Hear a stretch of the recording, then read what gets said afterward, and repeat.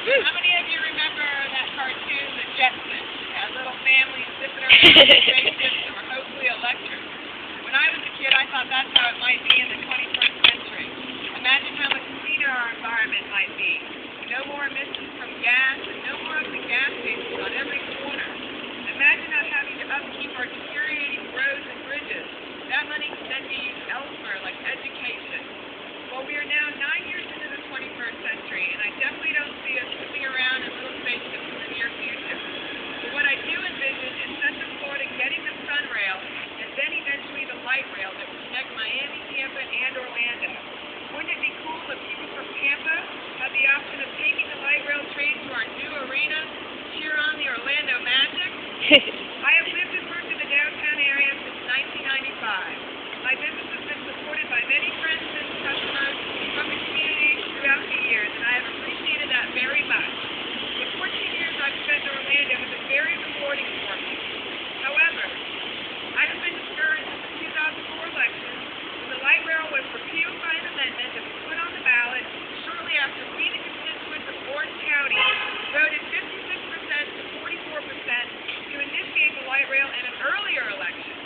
Why was this amendment put on the 2004 election?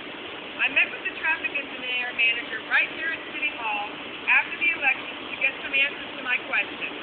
He went on to enlighten me as to why, or more likely who, would benefit from not having a light rail system here in Central Florida.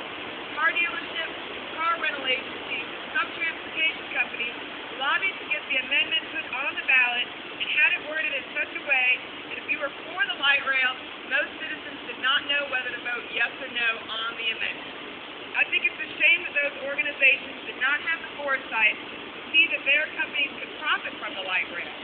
Car rental agencies and transportation companies could be used at each rail stop to get commuters to their final destination. Another discouraging issue was in 2003, the Expressway Authority began an expansion of a 16-mile stretch of the 408 to the tune of $600 million. Why spend that much money to widen such a short stretch of road? Why not use the lane in each direction on the 408 for a commuter rail?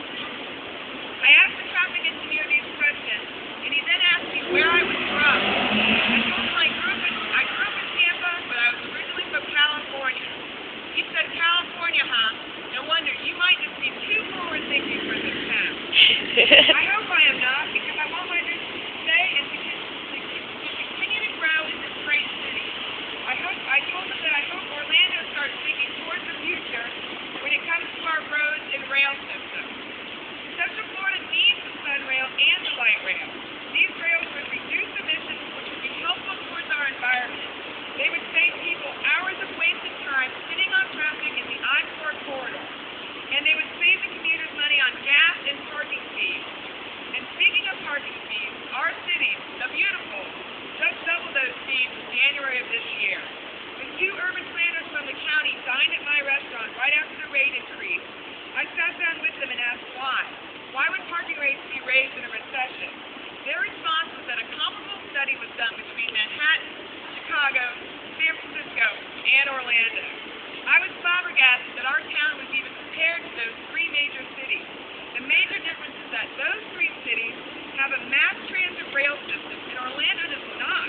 If we had a rail system that offered a cheaper, greener way to travel, then by all means double the rate.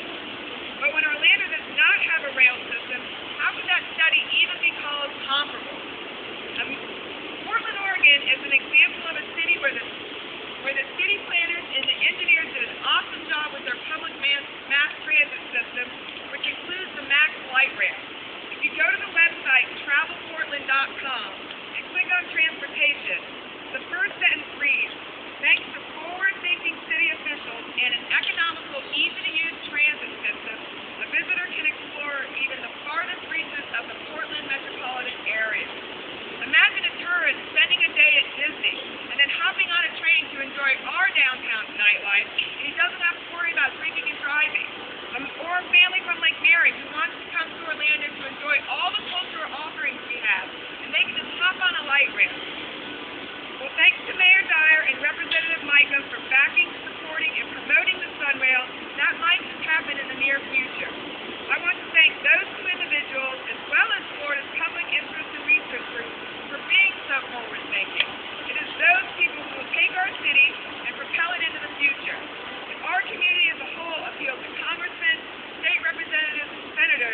then maybe they too will back the rail system throughout Central Florida and ask the federal government for more money to help fund this project.